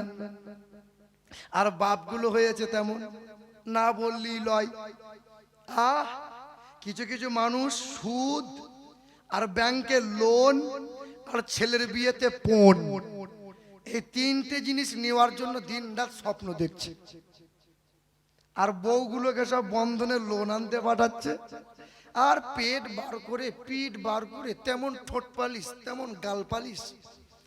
আর ও দেখবেন ম্যানেজার হয়, আবার ওই 6টা 7টা গ্রুপ করে দিয়ে একজনকে ম্যানেজার করে। ও আবার এমন ভাব নেই তো মনে হয় স্টেট ব্যাংকের ওই ম্যানেজার। কি বলছিল বলুন? এ বাবাজিরা আমার, ওই রিক্সাওয়ালা মসজিদের ক্যাশিয়ার হবে, ওই জমিতে পরের জমিতে কাজ করতে যায়, দিন মজুর খাটে, ওই গরিব মানুষটা মসজিদের সেক্রেটারি হবে। বেনামাজি সেক্রেটারি হতে পারে না, বেনামাজি মসজিদের ক্যাশিয়ার হতে পারে না। যার বিবি পেট বার করে ব্যাংকে যাবে লোন আনতে, ওই রকম ব্যক্তি মসজিদের দায়িত্বে থাকতে পারে না। এটাই সত্য কথা। আমি জানি কিছু মানুষের খুব জ্বলন হচ্ছে, শালা মৌলবীকে এনেই ভুল করেছি। এ বাবাজিরা, ভাইরা আমার, আমার সোনার টুকরো বন্ধুরা, আমার সুধী মানুষেরা, আমার মায়েরা, যেটা হারাম সেই কাজ আপনার জন্য হারাম, সেই কাজ আমার জন্য হারাম। 2, যে ব্যক্তি সুদের কারবার করে ওই ব্যক্তি যেন মসজিদের দায়িত্বে না থাকে, ওই ব্যক্তি যেন মাদ্রাসার দায়িত্ব না থাকে। যে ব্যক্তি সুদের কারবার করে জেনে শুনে আপনার ঘরের খাবার যেন মসজিদের ইমাম সাহেবকে না খাওয়ান। এখন তো মৌলবীদের দোয়া কাজ হয় না, হবেই বা কি করে? সুদখোরের বাড়ি, মদখোরের বাড়ি, হারামখোরের বাড়ি, সব বাড়িতে মৌলবীকে খেতে হয়। আর মৌলবী সাহেব বলছে হুজুর কি করব, না খেলে পরে বলছে মৌলবী বাড়ি চলে যাও, টিকবে না চাকরি। আর মৌলবী সাহেব যদি জুম্মার দিনে বলে দেয় যে মদখোরের বাড়ি খাওয়া যাবে না, সুদখোরের বাড়ি খাওয়া চলবে না, যে ছেলের বিয়েতে টাকা নেয় ওর বিয়েতে খাওয়া যাবে না, তো কাল সকালে বলে মৌলবী সাহেব কেতা কম্বল গুটিয়ে নাও আর মসজিদে টিকা যাবে না, বলুন চাকরি থাকবে মৌলবীর? কি হবে বেঁচে থেকে, কি হবে বেঁচে থেকে অযথা বিদ্যা শিখে যদি না গড়তে পারো শোষণবিহীন সমাজটাকে? কি হবে বেঁচে থেকে, কি হবে বেঁচে থেকে যদি না গড়তে পারো শোষণবিহীন সমাজটাকে? কি হবে আলেম হয়ে ইমাম সেজে সমাজেতে, কি হবে আলেম হয়ে ইমাম সেজে সমাজেতে যদি পারো সত্য কথা উচ্চ স্বরে না বলিতে? চাকরির ভয় করো যদি ছেড়ে দাও ইমামতি, কি হবে ধোঁকা দিয়ে আল্লাহকে, কি হবে ধোঁকা দিয়ে নবীজিকে? কি হবে বেঁচে থেকে অযথা বিদ্যা শিখে যদি না গড়তে পারো শোষণবিহীন সমাজটাকে? আবার কিছু কিছু মানুষ দেখবেন মৌলবী সাহেবকে বলা করায় কিন্তু ও বেটা বলবে না। কিছু কিছু মানুষ হক কথা বলে না। কি হবে নামাজ রোজা, কি হবে নামাজ রোজা ইমানদারের বড়াই করে যদি ওই খুদার কোরআন পড়ে থাকে নরদামাতে? মসজিদের কোণে বসে জিকির করো যতই কোষে, আরে মসজিদের কোণে বসে জিকির করো যতই কোষে, এইভাবে যাই না পাওয়া আল্লাহকে। মসজিদের কোণে বসে জিকির করো যতই কোষে, এইভাবে যাই না পাওয়া আল্লাহকে। কি হবে বেঁচে থেকে অযথা বিদ্যা শিখে যদি না গড়তে পারো শোষণবিহীন সমাজটাকে? কিছু কিছু বাপ আছে, এই বাপগুলো বা চিন্তা করছে ছেলের যখন বিয়ে দেবো না মেয়ের বাপের গলায় বাঁশ দিয়ে চুষে চুষে নেবো। এরকম লোক আপনাদের এখানে আছে নাকি? আমাদের বর্ধমান ডিস্ট্রিক্টে বা 2 লাখ 4 লাখ টাকা না হলে ছেলের বিয়ে দেবে না। ছেলে আই বুড়ো থাক বিয়ে দেবে না, টাকা চাই, গাড়ি চাই, অ্যাপাচি চাই, আলমারি চাই, খাট চাই, ফ্রিজ চাই, আর সোনা দানা কত চাই। আচ্ছা বলেন, মেয়ের বিয়ে দেবে বলে জমি জায়গা বিক্রি করে টাকাগুলো জমিয়ে রেখেছে, আর ঘরে ডাকাত পড়েছে, তো ডাকাত বলছে ওই টাকা দে, বলে বাবা জমি জায়গা বিক্রি করলাম, মেয়ের বিয়ে দেবো বাবা, এই টাকাটা নিস না বাবা, ওই টাকা দে বলেছে, তাহলে খুন করে দেবো। ডাকাত জোর করে টাকাটা নিয়ে নেয়, টাকা নেওয়ার পর চলে যাচ্ছে, আর মেয়ের বাপ ডাকাতের হাত ধরে বলছে বাবু টাকা তো নিলি, মেয়ের বিয়ে দেবো কি করে, আমার মেয়েটাকেও নিয়ে যা, মেরে ফেলে দিবি কোথাও? বলছে হ্যাঁ, মোড়ের মাথায়, তেঁতুলিয়া মোড়ের মাথায় ওই বাসতলার মোড়ে এক ভ্যান পুলিশ দাঁড়িয়ে আছে, তোর মেয়েটাকে নিয়ে গিয়ে ফাঁসবো নাকি? মেয়ে নেবো না, টাকা নেবো। কিছু মানুষ টাকাও নেবে, ও ডাকাত আবার মেয়েও নেবে। হ্যাঁ, এদিকে শোনেন, আদেশ করিল আল্লাহ পবিত্র কোরআনে, আরে বিবাহ করিও যত আদম সন্তানে। আরে কোরআনে আদেশ আল্লাহ যদি না করিত, আরে মানুষের বংশ সব ধ্বংস হয়ে যেত। কিন্তু হাই বর্তমানে হইতেছে এমন, আরে বেটির বিয়েতে বেটার বাপ নিচ্ছে কত পণ। আরে কেউ বা নিচ্ছে সোনা দানা, কেউ বা টাকা করি, আরে কেউ বা নিচ্ছে জমি জায়গা, কেউ বা নিচ্ছে বাড়ি। সব বক্তা কিন্তু বলবে না, কারণ বক্তা মনে মনে জানে আগামী বছরে এই কথাগুলো বললে পরে আর দাওয়াত হবে কিন্তু আমি বাবা একবার চান্স নেবো, দ্বিতীয়বার ডাকলে আর না ডাকলে আমার বয়ে যায় না। এসিটি যখন ছাল ছালিয়ে নুন লাগিয়ে দিয়ে যাব। আরে কেউ বা বলে, আরে কেউ বা নিচ্ছে জমি জায়গা, কেউ বা নিচ্ছে বাড়ি, আবারও কত বাবজি বলে দেখি নিব না কোপন।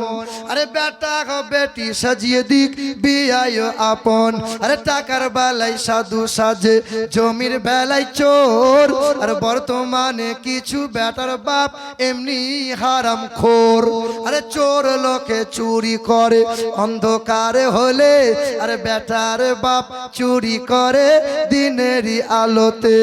হায় রে বেটার বাপ তুমি এমনি লোভী হলে, আরে টাকার বদলে বেটা বিক্রিও করিলে। আরে তেতুলিয়া বাজারে শুনি বিক্রি হয় পাঠা। কি বিক্রি হয়? পাঠা। আরে তেতুলিয়া বাজারে শুনি বিক্রি হয় পাঠা।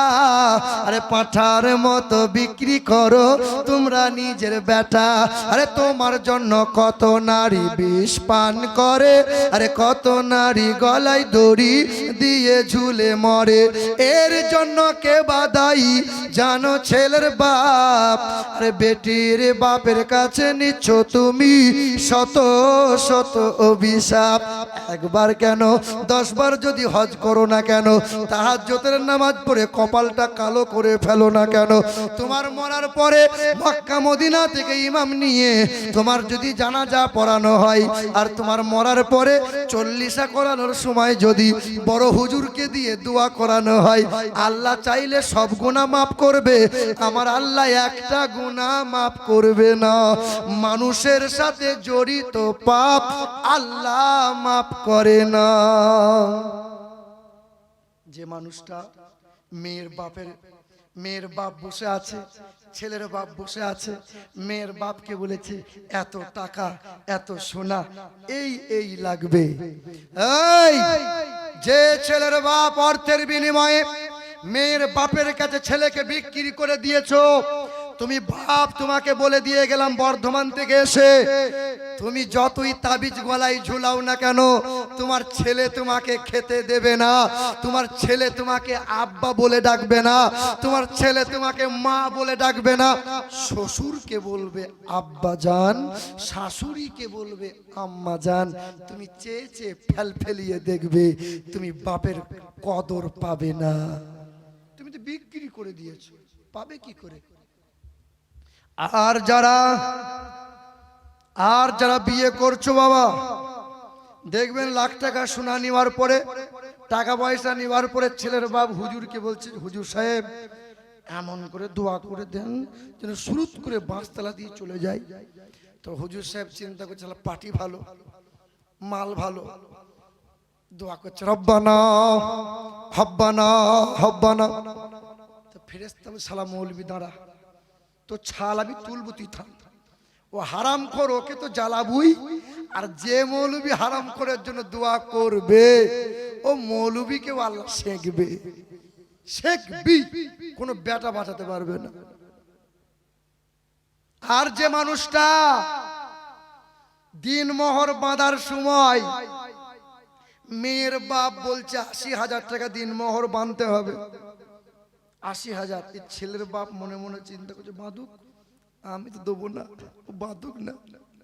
500 টাকা নগদ দিয়েছে, দিয়ে 79,500 টাকা বাকি রেখেছে। 40 বছর সংসার করছে, এখনো 79,500 টাকা বাকি আছে। ও মুরব্বি বলছে মরার আগে তো চাচিকে বলবো আল্লাহর ওয়াস্তে মাফ করে দে। এটা মাফ চাওয়ার জিনিস? আজ বিয়ে করেছেন মানে আজকেই বাসর রাতে ঢোকার আগে আপনাকে বিয়ের বিবির কাছে যাওয়ার আগে যত টাকা দিন মোহরের টাকা বা সোনা দানা বেঁধেছেন অতটা নগদ বিবির হাতে তুলে দিয়ে তারপরে বিবির গায়ে হাত দেবেন। এটাই সুন্নত তরিকা। দিন মোহর বাকি রেখে দিন মোহর দেবো না বলে এই রকম মনোভাব নিয়ে যারা দিন মোহর বাঁধে আর সংসার করে, সেই সংসারে ব্যভিচারের মতো গুনাহ করে, ওই সংসারে শান্তি নাই। ওই সংসারে ব্যক্তি মারা যাওয়ার পরে তার জন্য জান্নাত নাই, জান্নাত জান্নাত নাই, জান্নাত নাই।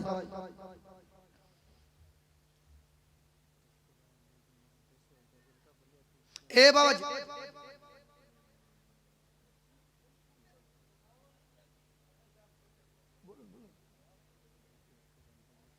এ বাবাজিরা, ভাইরা আমার, আচ্ছা আপনাদের কষ্ট হচ্ছে বাবা, কষ্ট হচ্ছে? সকলে বলুন নারায়ে তাকবীর, নারায়ে তাকবীর। এ মুসলমান, শিক্ষিত মুসলমান, তাহলে এই মাসলাগুলো শুনে রাখেন।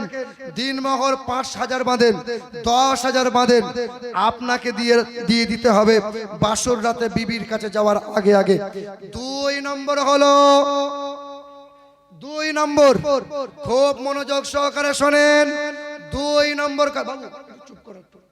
2 নম্বর হলো সোনা বা টাকা যেটা বিবিকে দিন মোহর দেবেন, জীবনে কখনো কোনো দিন ওই দিন মোহরের ব্যাপারে বিবিকে জিজ্ঞাসা করতে পারবেন না।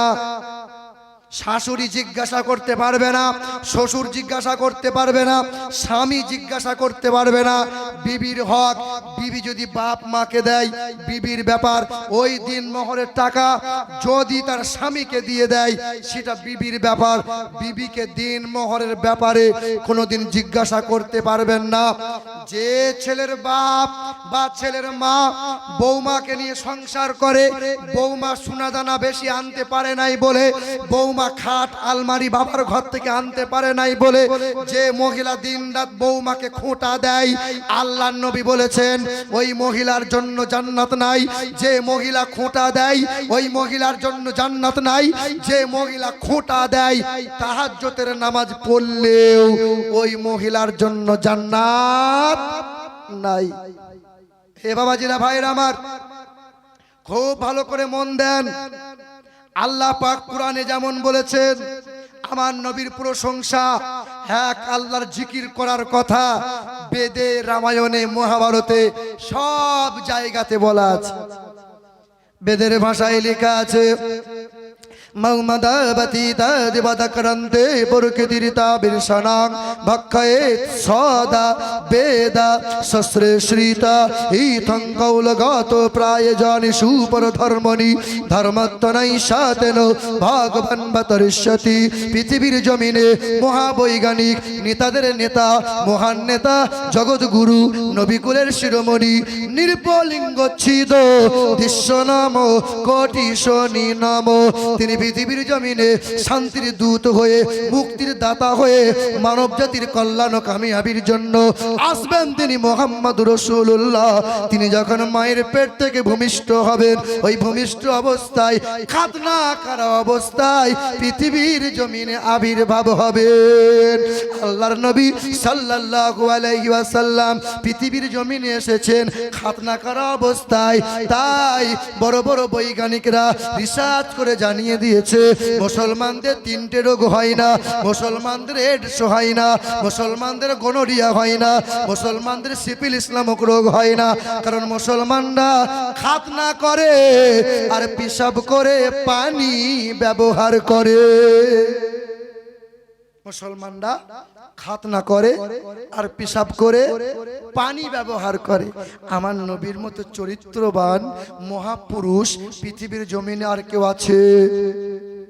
ওয়াইন্নাকা আলা খুলুকিন আযীম, আমার নবীর মতো মহা আদর্শবান মহাপুরুষ পৃথিবীর জমিনে আর কেউ আছে? আমার নবীর মতো মহা বৈজ্ঞানিকের কেউ আছে? আমার নবী বলেছেন, তোমাদের ঘরে যদি সাপ আসে, সাপ, ওই সাপকে তোমরা মেরো না। একবার তারাও, এই বেরিয়ে যা। 2বার তারাও, বেরিয়ে যা। 3বার বলো, এই বেরিয়ে যা। সাপ যদি বার না হয় তারপরে আঘাত করিও। নবী বলেছেন, জিন খবিশেরা সাপের চেহারার রূপ ধারণ বেশি বেশি করে আর তোমাদের ঘরে আঁধারে পাঁধারে গর্তে প্রবেশ করে। আল্লাহর নবী 1450 বছর আগে বলেছেন। নবী কত বড় বৈজ্ঞানিক। প্রথম বলেছিলাম নবী বৈজ্ঞানিকের বৈজ্ঞানিক, আবার প্রথমের কথা গুড়াই নিয়ে এসে বলি, নবী এমন একজন বৈজ্ঞানিক 1450 বছর আগে বলেছেন, যে পাত্রে কুকুর জিভ দিয়ে চেটে দেবে সেই পাত্র 7 বার ধৌত করো। বর্তমানের বিজ্ঞানটা বলে, হ্যাঁ, কুকুরের দেহে, কুকুরের জিভে এমন বিষাক্ত জীবাণু থাকে, একবার পাত্র ধোয়ার পরেও ওই জীবাণু যায় না, 2 বার ধোয়ার পরেও ওই জীবাণু পাত্র থেকে যায় না, 7 বার না ধোয়া পর্যন্ত পরীক্ষা করে দেখা গেছে জীবাণু পাত্র থেকে যায় না। আল্লাহর নবীর জামানায় তেমন পরীক্ষা ছিল না, তেমন টেস্ট হতো না, তেমন ল্যাবরেটরি ছিল না, তেমন চিকিৎসালয় ছিল না, কিন্তু নবী বৈজ্ঞানিকের বৈজ্ঞানিক, তিনি বলেছেন কুকুর যে পাত্রে মুখ দেবে ওই পাত্র 7 বার ধৌত করো। কিন্তু নবী বলেছেন বিড়াল পোষো, বিড়ালের মধ্যে জীবাণু নাই, বিড়ালের চামড়াতে জীবাণু নাই, বিড়ালের জিভে জীবাণু নাই। তাই নবীর এক সাহাবী বিড়াল বগলে করে নিয়ে ঘুরে বেড়াতেন। আল্লাহর নবী বলতেন, এ আবু হুরাইরা, হে বিড়ালের বাপ, তুমি বিড়াল নিয়ে কেন এত ঘোরো? ইয়া রাসূলুল্লাহ, বিড়াল বড্ড ভালো লাগে, বিড়াল বড্ড ভালো লাগে।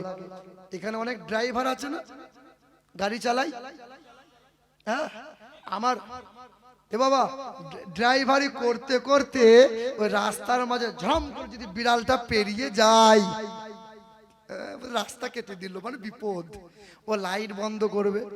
আমার একজন ছিল ড্রাইভার, হিন্দু লোক, বুঝলেন, সে আমার পিছনে ছাড়া যাবে না, হুজুর আমাকে নেন, হিন্দু মানুষ তো, বেটাকে নিয়ে খুব সমস্যা। বিড়াল যদি রাস্তার মাঝে হাই রোড হোক যেখানে হোক, বিড়াল যদি চলে যায় লাইট বন্ধ করবে, স্টার্ট বন্ধ করবে, স্টার্ট দেওয়ার পরে পিছনের দিকে আবার 4 ফুট যাবে, তারপরে যাবে। কারণ কি? হে বাবা, এটা কুসংস্কার, মাথা থেকে দূর করিয়েন। তবে হ্যাঁ, একটা যুক্তি আছে, তবে ইতিহাস দলিল প্রমাণ নয়, যে ইবলিশ শয়তান ছিল, তার সাঙ্গ পাঙ্গদের কাছে বিড়াল পুষতো তারা, আর বিড়াল ওহী বা কোনো ভালো পরামর্শ যখন নাজিল হতো, বিড়াল সেখানে গিয়ে তাদের কাছে শোনাতো। এটা একটা আছে, কিন্তু কথাটা সত্য তো নাই। মুসলমান যদি মনে মনে হয় বিড়াল সামনে দিয়ে গেলে বিপদ আসার সম্ভাবনা, বিপদ দেওয়ার মালিক কে? সুখে রাখার মালিক কে? খাওয়ানোর মালিক কে? গরিব করার মালিক কে? রাজা করার মালিক কে? ধনী করার মালিক কে? জান্নাতের মালিক কে? জাহান্নামের মালিক কে? ইজ্জতের মালিক কে? বেইজ্জতের মালিক কে? আল্লাহ। এই চিন্তা দূর করবেন। রাস্তা দিয়ে এই রকম লাইন কেটে দিল, বিড়াল চলে গেল, আউযু বিল্লাহি মিনাশ শাইতানির রাজিম পড়বেন, লা হাওলা ওয়ালা কুওয়াতা ইল্লা বিল্লাহিল আলিয়্যিল আযীম পড়বেন, কোনো অসুবিধা নাই। এই চিন্তাটা দূর করেন। তবে হ্যাঁ, আল্লাহর নবী বলেছেন বিড়াল পোষো, বিড়ালে অসুবিধা নাই, বিড়ালের জিভে জীবাণু নাই। বর্তমানের বিজ্ঞানরা চিকিৎসা করে পরীক্ষা করে দেখছে সত্যি 1450 বছর আগে নবী মুহাম্মদ বলে দিয়েছেন বিড়াল কোলে নাও, অসুবিধা নাই, বিড়াল ঘরে থাকুক, অসুবিধা নাই। বিড়ালের চামড়ায় জীবাণু থাকে না, বিড়ালের জিহ্বায় জীবাণু থাকে না। আমার নবী হলেন বৈজ্ঞানিকের বৈজ্ঞানিক। আরো অনেক কথা আছে ইনশাআল্লাহ, আগামীতে মালিক চাইলে বলবো। এ মুসলমান শিক্ষিত বাবাজির আমার, কিন্তু শেষ কথা, যা করবেন করেন, হিন্দু, খ্রিস্টান, বৌদ্ধ, জৈন সবাই অধিকাংশই কোরআন রিসার্চ করার পরে, কোরআন বুকে নিয়ে কালেমা পড়ে এক একজনা মুমিন বান্দা হয়ে গেছে, নামাজি হয়ে গেছে। নবী বলেছেন মুসলমানের বাচ্চারে, আমার উম্মত উম্মতি, যার নামাজ নাই তার ঈমান নাই। এ বাবাজির আমার, আল্লাহর নবী, নবীকে মারবো বলে নবীকে চক্রান্ত করেছিল, কখনো জাদুকর বলেছিল, লম্পট বলেছিল, বলেছিল না বলে নাই? আমার নবীর মাথা কাটবো বলে চক্রান্ত করেছিল, নবীকে মারবো বলে নবীর ঘরটা ঘিরেছিল। কিন্তু আল্লাহর নবী যখন তায়েফের ময়দানে গিয়েছিল, আল্লাহর নবী বলেছিলেন লা ইলাহা ইল্লাল্লাহ মুহাম্মাদুর রাসূলুল্লাহ। কি চাইছো? বলে তবলিগ করতে এসেছি, তোমরা এক আল্লাহকে মেনে নাও, আমি নবীকে তোমরা স্বীকার করে নাও। তায়েফের ময়দানের মানুষগুলো বলেছিল মুহাম্মদ সুসুর করে চলে যাও, না হলে এমন মারবো বেঁচে বাড়ি যেতে পারবে না। সেদিন আমার নবীকে এমন করে চক্রান্ত করে মেরেছিল, ছোট ছোট বাচ্চাদের হাতে মোটা মোটা পাথর ধরিয়ে বলেছিল মুহাম্মদ পাগলটা যাবে, এমন করে মারবি যেন মুহাম্মদ বাড়ি ফিরে নিয়ে না যেতে পারে। আল্লাহ নবীকে এমন করে মেরেছিল, নবীকে মেরে সারা শরীর রক্তে রঞ্জিত করে দিয়েছিল। বেঈমানরা নবীকে গোল করে ঘিরে আঘাত করেছিল পাথরে, তিনবার আঘাত করে মাথাটা ফেটে রক্ত গড়গড় করে গড়িয়ে গিয়ে পায়ের খরমটা পায়ের চামড়ার সাথে জমাট বেঁধে গিয়েছিল। সেদিন আল্লাহর নবী বেহুশ হয়ে পড়ে গিয়েছিল।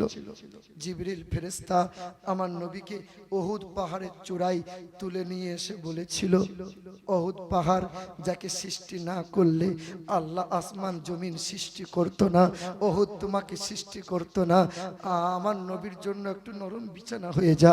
উহুদ পাহাড়টা আমার নবীর জন্য সমতল নরম বিছানা হয়ে গিয়েছিল। সেদিন জিবরাইল ফেরেশতা বলেছিল, নবী গো, আপনার কষ্ট দেখে আসমান থেকে কোটি কোটি ফেরেশতা নেমে এসেছে, আপনার আগমনের কারণে সূর্যের কিরণ আড়াল হয়ে গেছে। নবী, আপনার কষ্ট হচ্ছে বলুন, বলুন না আপনার কষ্টের কথাটা একবার বলুন। সেদিন দয়ার নবী মায়ার নবী বলেছিল, জিবরাইল তুমি আমার আল্লাহকে বলো, আমার আল্লাহ যেন এই গুনাহগার উম্মতিকে মাফ করে দেয়। সেদিন জিবরাইল ফেরেশতা বলেছিল, নবী গো, আদম থেকে ঈসা নবী পর্যন্ত গিয়েছি, তাদের কাছে তাদেরকে আমি দেখেছি, ওহী নাজিল করেছি, তারাও সংসার করেছিল, তাদেরও বউ বাচ্চা ছিল, সংসার করতে করতে কখনো কখনো উম্মতের কথা ভুলে গেছে। আপনি এমন একজন নবী, সংসার ভুলে যান, বউ বাচ্চার চিন্তা ত্যাগ করে দেন, কিন্তু কখনো উম্মতির কথা ভুলেন না। নবী যেদিন জন্ম হয়েছিল উম্মতের চিন্তা করেছিল, তায়েফের ময়দানে উম্মতের জন্য কান্না করেছিল, বিবি আয়েশার উরুতে মাথা রেখে শুয়ে আছে, তখন নবী উম্মতির জন্য কাঁদে, আর নবীর চোখের গোড়া দিয়ে গরম পানি ঝরে। নবী সোমবারের দিন ইন্তেকাল হয়েছিল, আল্লাহর নবী উম্মতির জন্য কান্না করে বিদায় নিয়েছিল। নবী যখন বুধবারের দিন অন্ধকার রজনীতে নবীর কবরস্থ হয়, আল্লাহর নবী রওজা মুবারকে শুয়ে শুয়ে উম্মতের জন্য কেঁদেছিল। হযরতে আলী বলতেছিল, শেষবারের মতো আমার নবীকে যখন কবরে শুয়ালাম, আল্লাহর নবীর মুখের কাপড়টা সরাইয়ে চাঁদ মুখখানা শেষবারের মতো একবার দেখবো বলে নবীর চেহারার দিকে তাকালাম, তখনও আল্লাহর নবীর ঠোঁট দুটো বিলবিল করে নড়ছে। আমি আলী কানটা নবীর ঠোঁটের কাছে লাগিয়ে দেখলাম, আল্লাহর নবী বলছে, আমি আলী শুনতে পেলাম। তখন নবী বলছে, ইয়া রাব্বি হাবলি উম্মতি, আল্লাহ আমি নাই, আমার উম্মতির কি হবে, আমার উম্মতিকে তুমি রক্ষা করে নিও। আল্লাহর নবী আজ রওজায় শুয়ে শুয়ে সিজদায় পড়ে উম্মতির জন্য কাঁদছেন।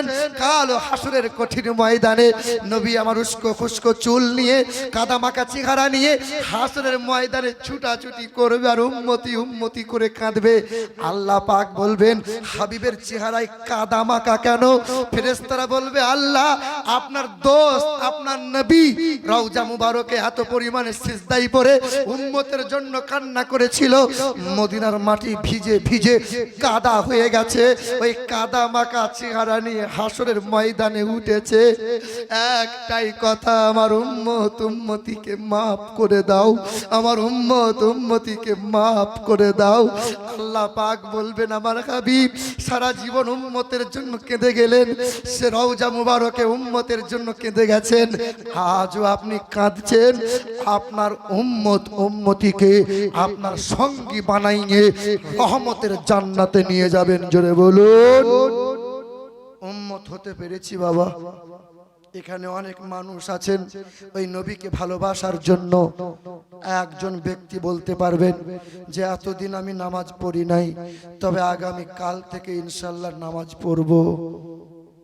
একজন মায়ের লাল বলতে পারবেন আব্বা মা নাই, দাদু দাদি নাই। একজন ব্যক্তি কেউ পারবেন যে ইনশাআল্লাহ আমি কাল থেকে নামাজ পড়ব। একজন মায়ের লাল, একজন সোনার টুকরো হাতটা তুলে বলতে পারবেন যে আমি আছি, সারা জীবন ভর তোমার জন্য দোয়া করে যাব। এই অসুস্থ শরীর নিয়ে আমি আপনাদের কাছে কম বেশি 2.5 ঘন্টা আলোচনা রাখলাম। একজন মায়ের লাল আল্লাহর বান্দা বলতে পারবে যে ইনশাআল্লাহ কাল থেকে নামাজ পড়ব। পড়বে কি নাম? হাসানুজ্জামান। নারে তাকবীর, নারে তাকবীর। হাসানুজ্জামান ইমাম সাহেব হাসানুজ্জামান নামাজ পড়তো এতদিন, ও কাল থেকে পড়বে ইনশাআল্লাহ। হ্যাঁ রেগুলার পড়বে ইনশাআল্লাহ, রেগুলার। একজন হলো। বাবা নবীর খলিফা কয়জন আগো? 4 জন, আবু বকর, ওমর, উসমান, আলী। আর 4 জন কোন বান্দা হবে যে ইনশাআল্লাহ আগামী কাল থেকে নামাজ পড়ব? হবে ইনশাআল্লাহ। আপনি এতদিন পড়েননি, ইনশাআল্লাহ পড়বেন তো ইনশাআল্লাহ। কি নাম? হারান মন্ডল সাহেব ইনশাআল্লাহ। আর 3 জন। আপনার কি নাম? আব্দুল গফফর। আমার ছেলেটার নাম শাহিন মন্ডল। কজনা হলো? 5 ওয়াক্ত নামাজ। আর একজন কেউ আছে? আর একজন কই?